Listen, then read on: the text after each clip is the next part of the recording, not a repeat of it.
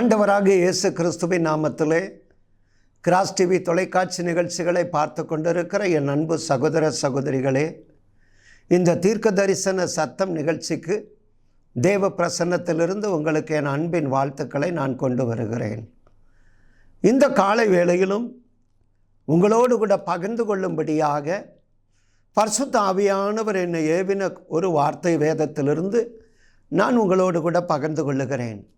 உபாகமத்தின் புத்தகம் 31ஆம் அதிகாரம் 6வது வசனத்தை நான் உங்களுக்காக வாசிக்கிறேன். உபாகமம் 31:6.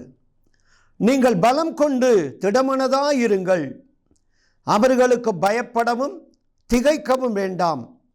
உன் தேவனாகிய கர்த்தர் தாமே உன்னோடே கூட வருகிறார். அவர் உன்னை விட்டு விலகுவதும் இல்லை, உன்னை கைவிடுவதும் இல்லை என்று சொன்னான். எனக்கு அருமையானவர்களே, தேவனுடைய மனுஷனாகிய மோசே இஸ்ரவேல் ஜனங்களை பார்த்து ஒரு வாக்குத்தத்தமாக சொன்ன காரியம் இது. உன் தேவனாகிய கர்த்தர் உன்னோடே கூட வருகிறார். அவர் உன்னை விட்டு விலகுவதும் இல்லை, உன்னை கைவிடுவதும் இல்லை.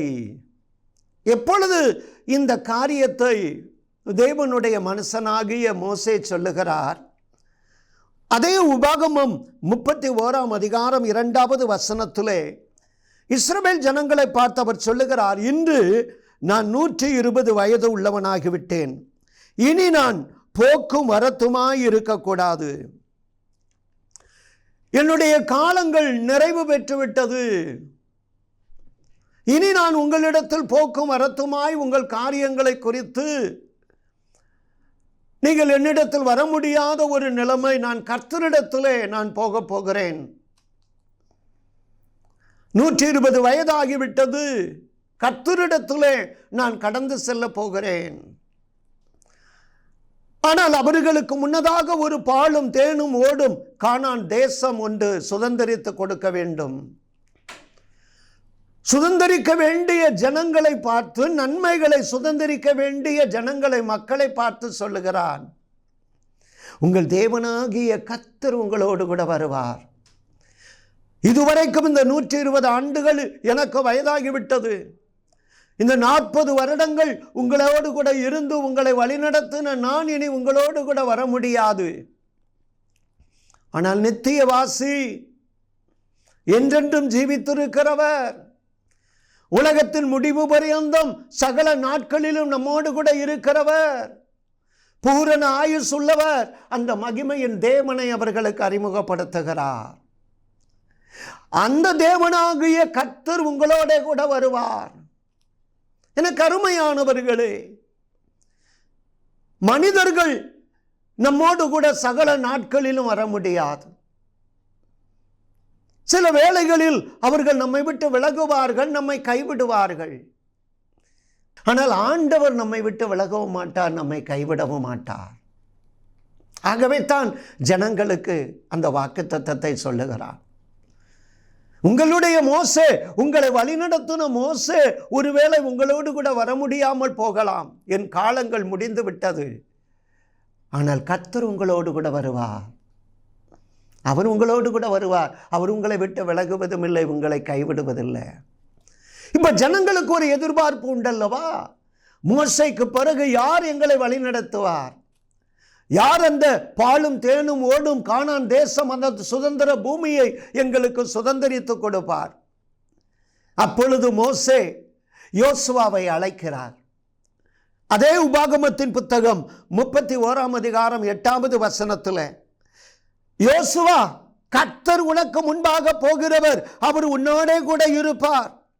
அவர் உன்னை விட்டு விலகுவதும் இல்லை, உன்னை கைவிடுவதும் இல்லை. நீ பயப்படவும் கலங்கவும் வேண்டாம் அப்பா, நீ பயப்படவும் கலங்கவும் வேண்டாம். ஏராளமான ஜனங்கள், அனுபவத்திலும் வயதிலும் நான் இளையவன் என்று நினைக்காதே, நீ பயப்படாதே, நீ கலங்காதே. கர்த்தர் உனக்கு முன்னதாக அவர் போவார், அவர் உன்னோடு கூட இருப்பார். அவர் உன்னை விட்டு விலகுவதும் இல்லை, உன்னை கைவிடுவதும் இல்லையே. எனக்கு அன்பானவர்களை, நாசியில் சுவாசம் உள்ள மனிதர்களை நம்பி ஏமாந்து போய்விட்டீர்களோ, அல்லது உங்களுடைய வாழ்க்கை பாதையிலே உங்களோடு கூட பயணித்து வர வேண்டிய உறவுகள் உங்களை விட்டு விலகி இருக்கலாம், உங்களை கைவிட்டு போயிருக்கலாம். உங்கள் குடும்பத்தில் யாரோ ஒருவர் அல்லது உங்கள் வாழ்க்கை துணையை நீங்கள் இழந்திருக்கலாம். உங்களுடைய நம்பிக்கையின் அஸ்திவாரம் இன்றைக்கு அசைந்த ஒரு சூழ்நிலையில் இருக்கலாம். ஆனால் கர்த்தர் உங்களை விட்டு விலக மாட்டார், உங்களை கைவிட மாட்டார். சிறுமைப்பட்ட ஜனத்தின் மேல் சிந்தை வைக்கிற தேவன் ஒருவர் உண்டு. எளியவன் என்னால் மறக்கப்படுவதில்லை என்று சொன்ன தேவன் உண்டு. உங்கள் வாழ்க்கை பாதையிலே உங்களோடு கூட வர வேண்டியவர்கள் ஒருவேளை ஜீவித்து போயிருக்கலாம், அல்லது மனித உறவுகள் உங்களை கைவிட்டு இருக்கலாம், உங்களை விட்டு விலகி போயிருக்கலாம். கர்த்தர் உங்களை விட்டு விலக மாட்டார், உங்களை கைவிட மாட்டார். சுதந்தரிக்க போகிற தேசத்தை அதை சுதந்தரித்து கொடுக்கிற யோசுவாவுக்கும் சொல்லுகிறார் மோசே. அதை சுதந்தரித்து வாழ போகிற மக்களுக்கும் சொல்லுகிறார் மோசே. உங்களை விட்டு விலக மாட்டார், உங்களை கைவிட மாட்டார். எனக்கு அன்பானவர்களே, இந்த காலை வேளையிலே பரிசுத்த ஆவியானவர் தம்முடைய வார்த்தையின் மூலமாக சொல்லுகிறார், என் மகனே மகளே, இந்த காலை வேளையிலே அவர் உன்னை விட்டு நான் விலக மாட்டேன், உன்னை கைவிட மாட்டேன் என்று சொல்லுகிற ஒரு ஆண்டவர் இருக்கிறார். உள்ளம் கலங்க வேண்டாம் அருமையானவர்களே. மனித கைகள் உங்களை விட்டு விலகலாம், உன் மன்னருடைய கரங்கள் ஒரு நாளும் உங்களை விட்டு விலகாது, அது உங்களை கைவிடாது அருமையானவர்களே. உபாகமத்தின் புத்தகம் 33ஆம் அதிகாரத்திற்கு நீங்கள் வரும் பொழுது 27வது வசனத்திலே அவர் சொல்லுகிறார், அநாதி தேவனே உனக்கு அடைக்கலம், அவருடைய நித்திய புயமே உனக்கு ஆதாரம். The eternal God is your refuge. அநாதி தேவன் உங்களுக்கு அடைக்கலம், அவருடைய நித்திய புயங்கள் உங்களுக்கு ஆதாரம். எப்பொழுது? அந்த உபாகமத்தின் புத்தகம் 33ஆம் அதிகாரம் 1வது வசனத்திலே அவன் மரணமடைய போகிற அந்த மணித்துளிகள் நெருங்கிக் கொண்டிருக்கிற நேரத்திலே இஸ்ரவேல் மக்களை கோத்திரம் கோத்திரமாக அழைத்து அவர்களை ஆசீர்வதிக்கிறான், வாக்குத்தத்தங்களை கூறி ஆசீர்வதிக்கிறான். அப்பொழுது அவர் கடைசியாக சொன்ன வார்த்தைகளில் ஒன்றுதான் இது, அநாதி தேவன் உங்களுக்கு அடைக்கலம். இனி இந்த மோசே உங்களோடு கூட தொடர முடியாது, பயணிக்க முடியாது. ஆனால் அநாதி தேவன், நித்தியவாசி, நீண்ட ஆயுசுள்ளவர், பூரண ஆயுசுள்ளவர்,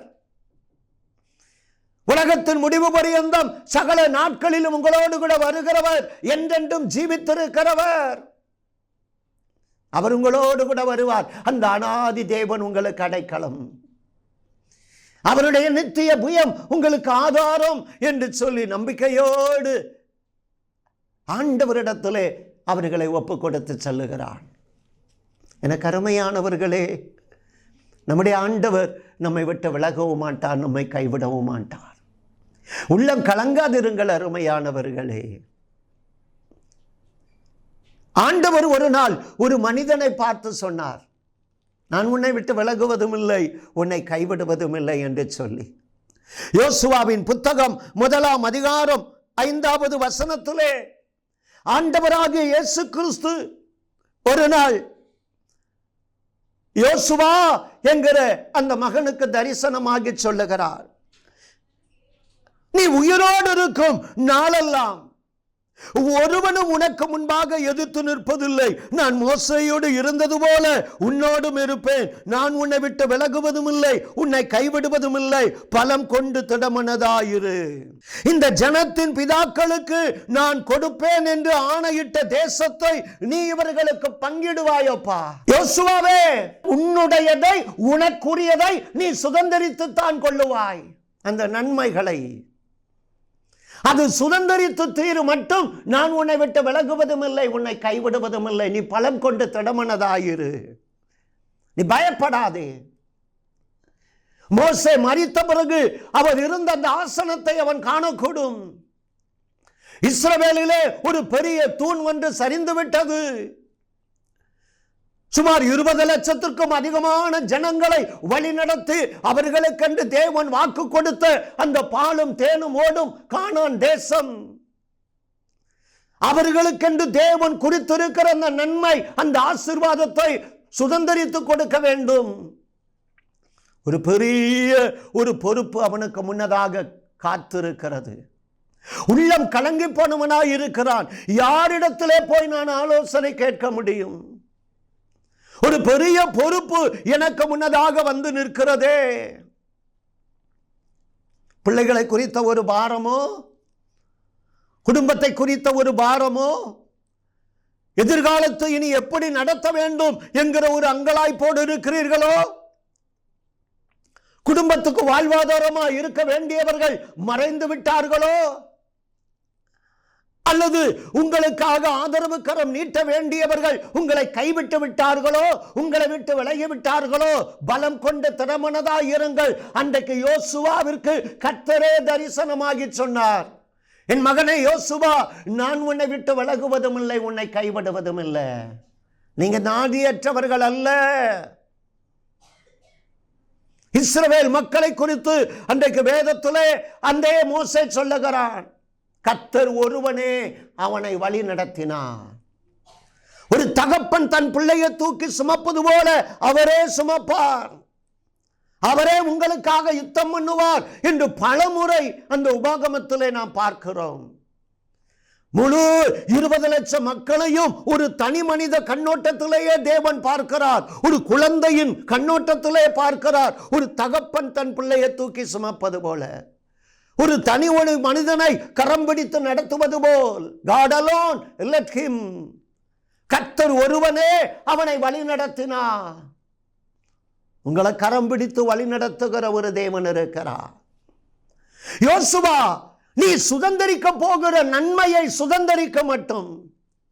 அந்த யோசுவாவின் புத்தகம் 1 அதிகாரம் 6வது வசனத்திலே, இந்த ஜனத்தின் பிதாக்களுக்கு நான் கொடுப்பேன் என்று ஆணையிட்ட தேசத்தை நீ இவர்களுக்கு பங்கிடுவாய். அதே 2ஆம் வசனத்தினுடைய பின்பகுதியிலே, இஸ்ரவேல் புத்திரருக்கு நான் கொடுக்கும் தேசத்திற்கு போங்க, இந்த யோர்தானை கடங்க, கால் மிதிக்கும் எவ்விடத்தையும் நான் கொடுப்பேன். எவ்வளவு விதத்திலே யோர்தானை போல எதிர்ப்புகள் பெரு வெள்ளமாய் எழும்பலாம், பெரும் காற்று பெரு வெள்ளமாக எழும்பலாம். உள்ளம் கலங்காதிருங்க. எனக்கு அருமையானவர்களே, தேவன் உங்களுக்கு தந்த பணம், தேவன் உங்களுக்கு தந்த சொத்து, தேவன் உங்களுக்கு தந்த சுதந்திரம், தேவன் உங்களுக்கு தந்த குடும்பம், பிள்ளைகள் இன்றைக்கு ஏதோ ஒரு சிறையிருப்பிலே இருக்கலாம், சத்துருவினுடைய பிடியிலே இருக்கலாம். யோசுவாவின் புத்தகம் 12ஆம் அதிகாரம் 24வது வசனத்திலே, அன்றைக்கு அவன் சுதந்தரிக்க போகிற தேசத்திலே, அந்த பாலும் தேனும் ஓடும் கானானிலே 31 ராஜாக்கள் எதிரிகளாக இருக்கிறார்கள். தேவனுடைய துணை கொண்டு, தேவன் தந்த பலத்தை கொண்டு, என்னை பலப்படுத்துகிற கிறிஸ்துவினாலே எல்லாவற்றையும் செய்ய பலனுண்டு என்று அப்போஸ்தலன் எழுதி வைத்தது போல தேவன் துணை நின்றார். நீ பலம் கொண்டு திடமனதாயிரு, நான் உன்னோடு கூட வருகிறேன். அப்படியே 31 ராஜாக்களையும் அவன் ஜெயிக்கிறான். அருமையானவர்களே, யோசுவாவின் புத்தகம் 11ஆம் அதிகாரம் 23வது வசனத்திலே, அப்படியே யோசுவா கர்த்தர் மோசேயினிடத்தில் சொன்னபடியெல்லாம் தேசம் அனைத்தையும் பிடித்து அதை இஸ்ரவேலருக்கும் அவர்கள் சுதந்திரங்களுக்கும் பங்கிட்டு கொடுக்கிறான். 31 ராஜாக்களுடைய பிடியிலே அந்த தேசம் இருந்தாலும் கர்த்தருடைய துணை கொண்டு அந்த தேசங்களை, அந்த ராஜாக்களை முறியடித்து அந்த தேசத்தை சுதந்தரித்து கொடுக்கிறான். நீ சுதந்தரிக்க வேண்டிய நன்மை உன் வாழ்க்கை பாதையிலே எதிரிகளின் கையிலே சிக்குண்டு இருந்தாலும் கர்த்தர் சொல்லுகிறார், அதை நீ பிடித்து தீரு மட்டும். அந்த நன்மையை உன் வாழ்க்கை பாதையிலே உன் கரங்களிலே நீ பெற்று அனுபவிக்க மட்டும் நான் உன்னை விட்டு விலகுவதும் இல்லை, உன்னை கைவிடுவதும் இல்லை. பிள்ளைகள் கர்த்தரால் வருகிற சுதந்திரம், கற்பத்தின் கனி அவரால் கிடைக்கிற பலன். சங்கீதக்காரன் சொல்லுகிறான், கர்த்தரை எப்பொழுதும் எனக்கு முன்பாக வைத்திருக்கிறபடியினால் அவர் என் கால்களை வலைகளுக்கும் கண்ணிகளுக்கும் நீங்களாக்கி விடுகிறார். இன்றைக்கு வலைகளுக்குள்ளேயும் கண்ணிகளுக்குள்ளேயும் கர்த்தர் உங்களுக்கு தந்த பிள்ளைகள் சிக்கிக் கொண்டு விட்டார்களோ? உங்களுடைய கைகளின் பிரயாசங்கள் இன்னைக்கு கடன், வட்டி என்கிற நுகத்தடிக்குள்ளே, வலைக்குள்ளே, கண்ணிக்குள்ளே சிக்கிக் கொண்டு விட்டதோ? உங்களுடைய உழைப்பு இன்றைக்கு சிறைபிடிக்கப்பட்ட நிலைமையிலே வரத்துள்ள பலனாக உங்கள் கைகளின் பிரயாசத்தை நீ சாப்பிடுவாய், ஆனால் சாப்பிட முடியவில்லையே. பிள்ளைகளை குறித்த பாரம், சரீரத்தில் ஏதோ ஒரு பலவீனம், ஒரு வலை, சிறையிருப்பு, மன கசப்போடு கூட இருக்கிறீர்களோ?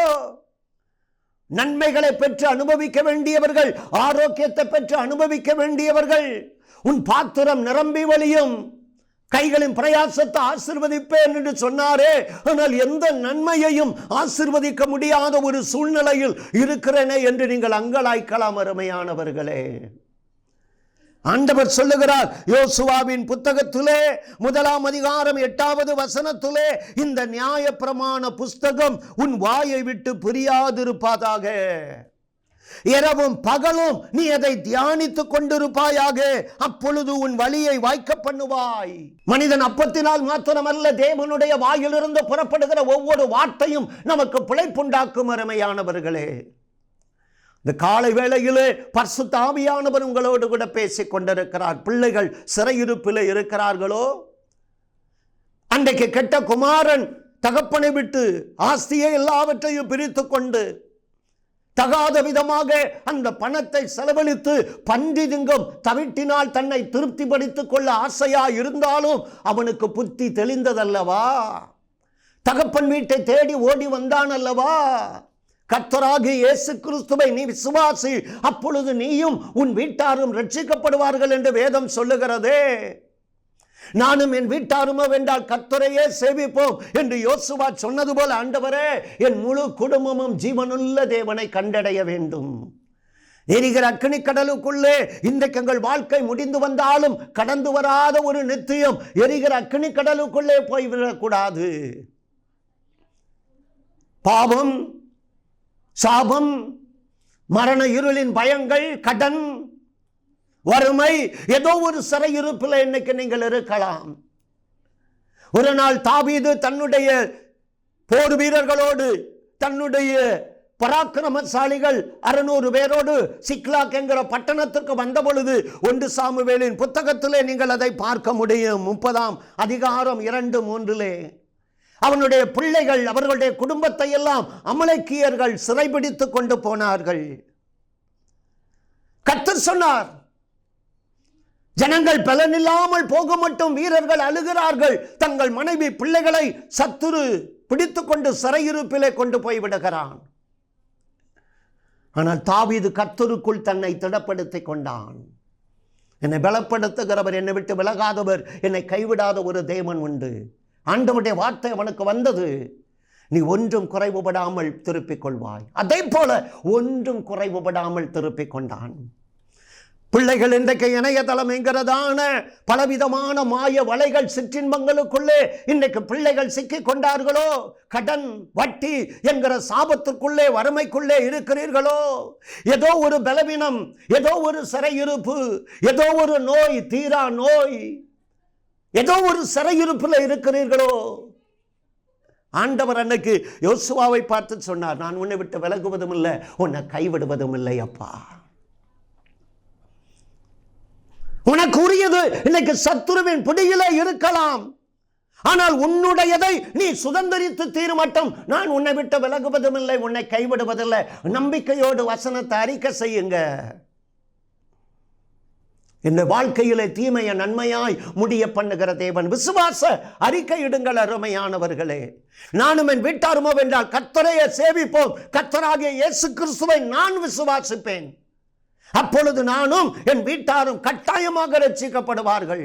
அவர் என் அப்பத்தையும் தண்ணீரையும் ஆசீர்வதிக்கிறவர், என் அலங்கத்துக்குள்ளே சமாதானத்தையும் சுகத்தையும் தருகிறவர். விசுவாச அறிக்கை இடுங்க. வசனத்தை, வார்த்தையை கொண்டு கர்த்தரிடத்தில் திரும்புங்க. வாக்குத்தத்தத்தை உரிமை பாராட்டி ஆண்டவரிடத்தில் விண்ணப்பம் பண்ணுங்க. யோசுவா சிறையிருப்பில் இருந்த எதிரிகளின் கையில் இருந்ததை தேவனுடைய துணையோடு கூட மீட்டெடுத்தான், பங்கிட்டு கொடுத்தான். நன்மைகளை சுதந்திரிப்பீர்கள் அருமையானவர்களே. பிள்ளைகளுடைய ரட்சிப்பை பார்ப்பீர்கள். பிள்ளைகளுடைய நன்மையான காரியங்கள், தடைப்பட்ட காரியங்கள், சிறையிருப்பில் இருக்கிற காரியங்களை தேவன் விடுதலையாக்கி உங்கள் கையிலே தருவார். நன்மைகளை அனுபவிப்பீர்கள், ஆசீர்வாதங்களை அனுபவிப்பீர்கள். இந்த காலை வேளையிலே முழு நிச்சயத்தோடு உங்களுக்கு சொல்லுகிறேன். காரணம், அவர் நம்மை விட்டு விலகுவதும் இல்லை, நம்மை கைவிடுவதும் இல்லை. வாழ்க்கை பாதையிலே அவர் நமக்கு முன்னதாக செல்லுகிறார். இரண்டாவதாக 1 நாளாகமத்தின் புத்தகம் 28ஆம் அதிகாரம் 20வது வசனத்திலே தாவீது தன் மகனிடத்திலே சொல்லுகிற ஒரு காரியம், அதை நான் உங்களுக்கு வாசிக்கிறேன். தாவீது தன் குமாரனாகிய சாலமோனை நோக்கி, நீ பலம் கொண்டு தைரியமாயிருந்து இதை நடப்பி, நீ பயப்படாமலும் கலங்காமலும் இரு. என் தேவனாகிய கர்த்தர் என்னும் என் தேவன் உன்னோடு கூட இருப்பார்.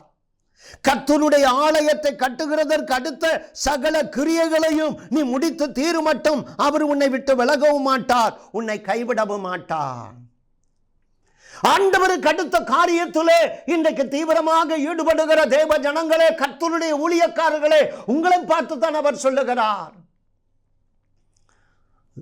தேவன் உங்களுடைய வாழ்க்கையிலே தந்த தரிசனம் தேவனுடைய ராஜ்யத்தை கட்டுவதற்காக உண்மையுள்ளவன் என்று எண்ணி இந்த கனமான ஊழியத்திற்கு உங்களை அழைத்தாரே, அதை நிறைவேற்றி முடிக்கும் மட்டும் கர்த்தர் உங்களை விட்டு விலகவும் மாட்டார், உங்களை கைவிட மாட்டார். அருமையானவர்களே, 1 நாளாகமம் 22:3 தாவீது வாசல்களின் கதவுகளுக்கு வேண்டிய ஆணிகளுக்கும் கீழ்களுக்கும் மிகுதியான இரும்பையும் நிறுத்த முடியாத ஏராளமான வெண்கலத்தையும்.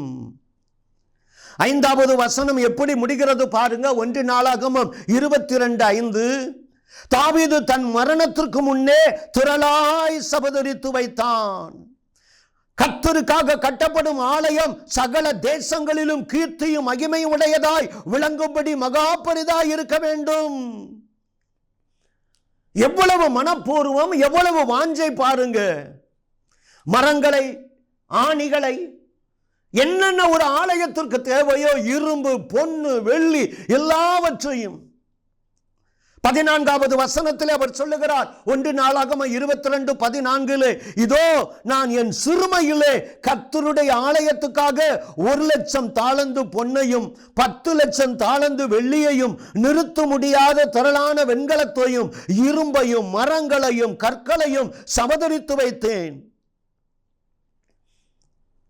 அவனுடைய வாழ்க்கையிலே அவன் செய்கிற காரியங்கள் அதுதான்.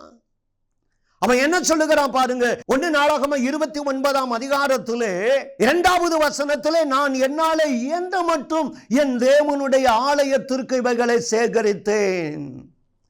3வது வசனத்திலே, என் தேவனுடைய ஆலயத்தின் மேல் நான் வைத்திருந்த வாஞ்சையினால் எனக்கு சொந்தமானவைகளை எல்லாம் நான் கொடுத்தேன்.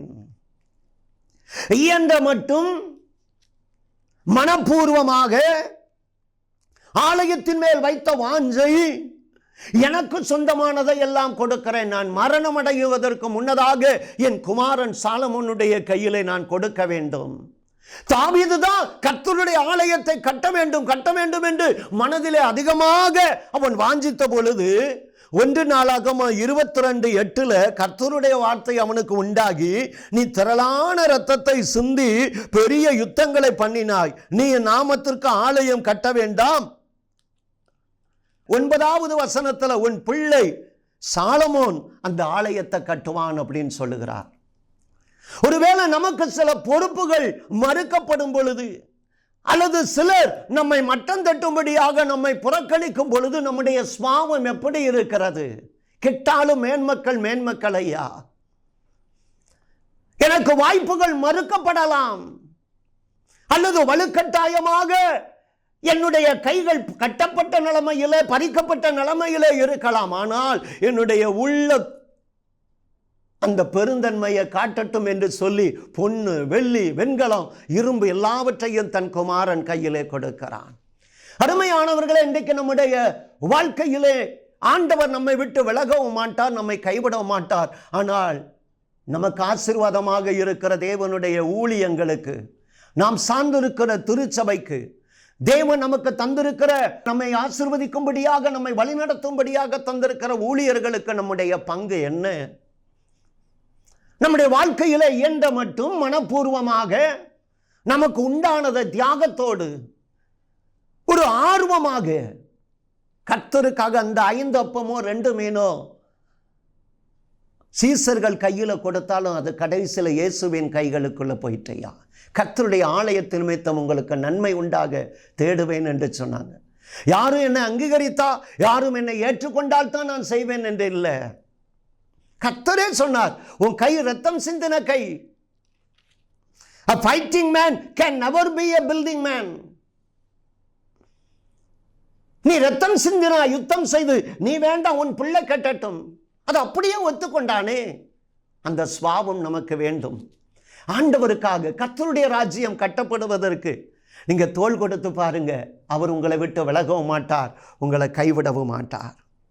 1 ராஜாக்களின் புத்தகம் 8ஆம் அதிகாரம் 57வது வசனத்துல அந்த ஆலயத்தை பிரதிஷ்டை பண்ணி முடிச்ச உடனே சாலமோன் என்ன சொல்றாரு பாருங்க. நம்முடைய தேவனாகிய கர்த்தர் நம்மை கைவிடாமலும் நம்மை நெகிழ விடாமலும் இருந்தார்.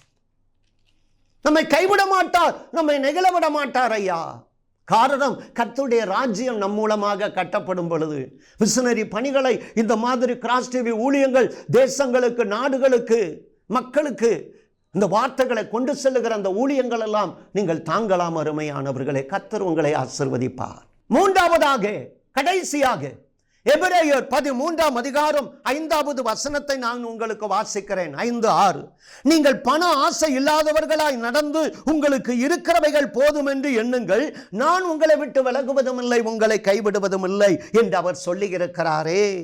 அதனால் நாம் தைரியம் கொண்டு, கர்த்தர் எனக்கு சகாயர், நான் பயப்படேன், மனுஷன் எனக்கு என்ன செய்வான்?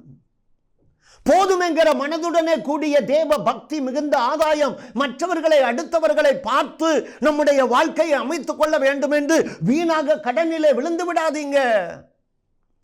கவர்ச்சிகரமான அறிவிப்புகள், காரியங்களை கண்டு உடனடியாக கடனை உடனே வாங்கி அதை அடைக்க முடியாம பொருளாசை, பண ஆசை எல்லா தீங்குக்கும் காரணமாக இருக்கிறது. ஆண்டவர் சொன்னார் பாருங்க, நீங்கள் பண ஆசை இல்லாதவர்களாய் நடந்து உங்களுக்கு இருக்கிறவைகள், சிம்பிள் லிவிங், ஹை திங்கிங், எளிய வாழ்க்கை, உயர்ந்த நோக்கம். அருமையானவர்களே, அன்னை தெரசா, மகாத்மா காந்தி அடிகள், அவருடைய வாழ்க்கையெல்லாம் பாருங்க.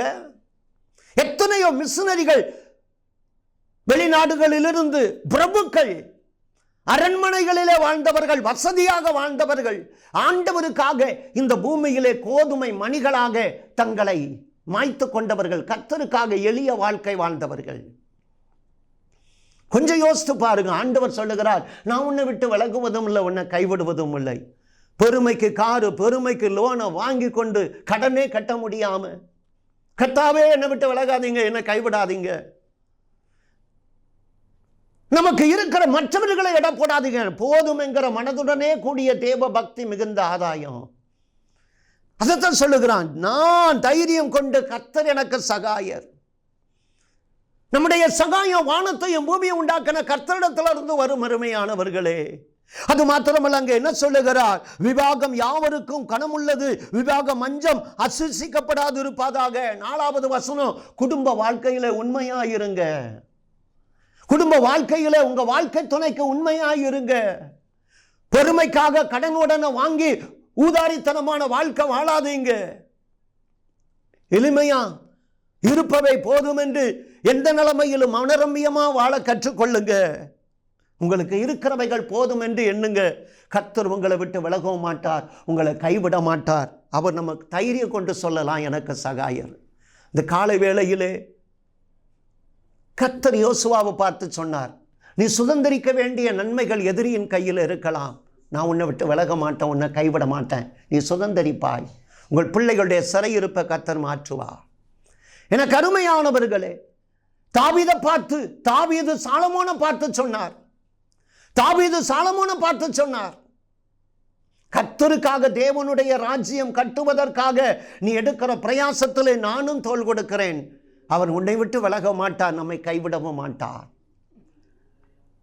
சமுதாயத்துக்கு, எபிரேய மக்களுக்கு அன்றைக்கு அப்போஸ்தலன் எழுதி வைக்கிறான், போதும் என்கிற மனதுடனே.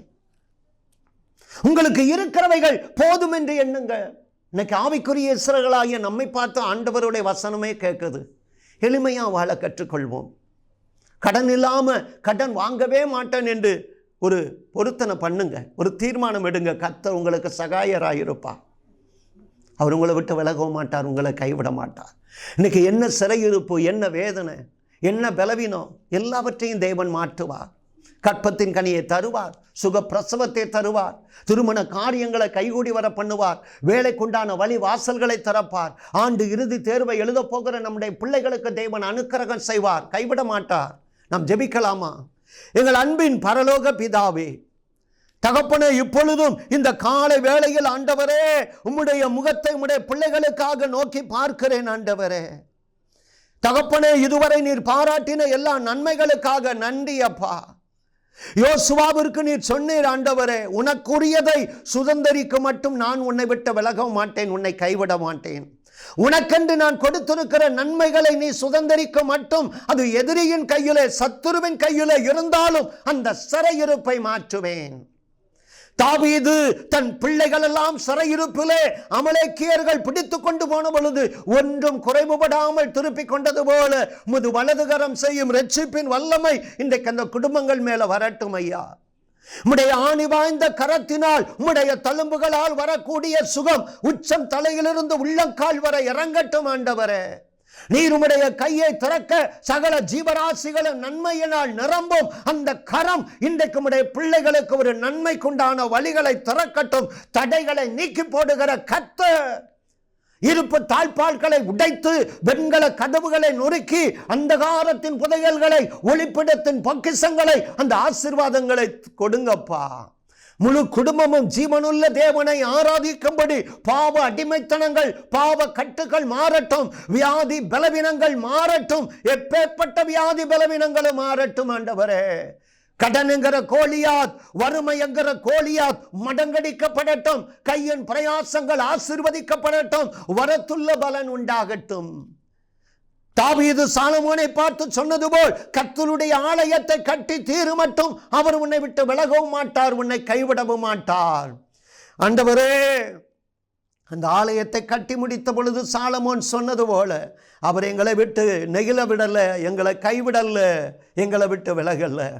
உம்முடைய ஊழியத்திற்கென்று அழைத்து உம்முடைய ஊழியத்தை நிறைவேற்றுகிற அந்த நாட்களில் ஏதோ ஒரு பலவீனம், ஏதோ ஒரு கைவிடப்பட்ட நிலைமை, ஏதோ ஒரு போராட்டத்தின் மத்தியில் உம்முடைய பிள்ளைகள் கடந்து சென்றாலும் ஆண்டவரே, ஊழியக்காரனுடைய சுகத்தை விரும்புகிறவர், தம்முடைய ஊழியக்காரனுக்காக பரிதபிக்கிறவர், என் ஊழியக்காரனுக்கு விரோதமாய் உருவாக்கப்படுகிற எந்த ஆயுதமும் வாய்க்காமல் போகும் என்று சொன்னவரே, உம்முடைய பிள்ளைகளுடைய ஊழியங்களிலே அனுக்கிரகமும் ஆசீர்வாதங்களும் உண்டாகட்டும், பலன் உண்டாகட்டும். கர்த்தருடைய ஊழியங்களுக்கு தோள் கொடுக்க இந்த நாளிலும் அவருடைய உள்ளங்களை மனப்பூர்வமாய் தேவ ஜனங்களுடைய உள்ளங்களை ஏவுங்கப்பா. எபிரேய மக்களுக்கு, எபிரேய திருச்சபைக்கு எழுதினது போல போதும் என்கிற மனதுடனே கூடிய இருக்கிறவைகள் போதும் என்று எந்த நிலைமையிலும் மனரமியமாய் இருக்க கற்றுக் கொடுத்தானே, அப்பொழுது கர்த்தர் உங்களை விட்டு விலகுவதும் இல்லை, உங்களை கைவிடுவதும் இல்லை. ஆண்டவரே, எந்த நிலைமையிலும் மனரமியமாக அடுத்தவர்களை பார்த்து காய்மகாரம் கொள்ளாம, அடுத்த மக்களுடைய ஆசீர்வாதத்தை பார்த்து பார்த்து ஏங்காம, கர்த்தர் தந்திருக்கிற ஆசீர்வாதங்களிலே மனரமியமாய் வாழ கற்றுக்கொள்ள திருப்தி, மன திருப்தியை தாங்கப்பா. எந்த நிலைமையிலும் மனரமியமாய் இருக்கிற திருப்தியை தாங்கப்பா. இந்த நாளிலும் உடைய பிள்ளைகளை நீர் விட்டு விலக மாட்டீர், உடைய பிள்ளைகளை கைவிட மாட்டீர் ஐயா. எந்தெந்த காரியங்களிலெல்லாம் பரலோகத்தின் தேவன் அவர்களுக்கு காரியங்களை கைகூடி வர பண்ணணுமோ அதை செய்யுங்க. சுகம் கடந்து வரட்டும், நன்மைகள் கடந்து வரட்டும், தடைகள் விலகட்டும், ஆசீர்வாதங்கள் கடந்து வரட்டும். இயேசு இரட்சகர் இன்ப திருநாமத்தில் ஜெபிக்கிறேன் ஜீவனுள்ள நல்ல பிதாவே. ஆமேன், ஆமேன். God bless you. கர்த்தர் உங்களை ஆசீர்வதிப்பார்.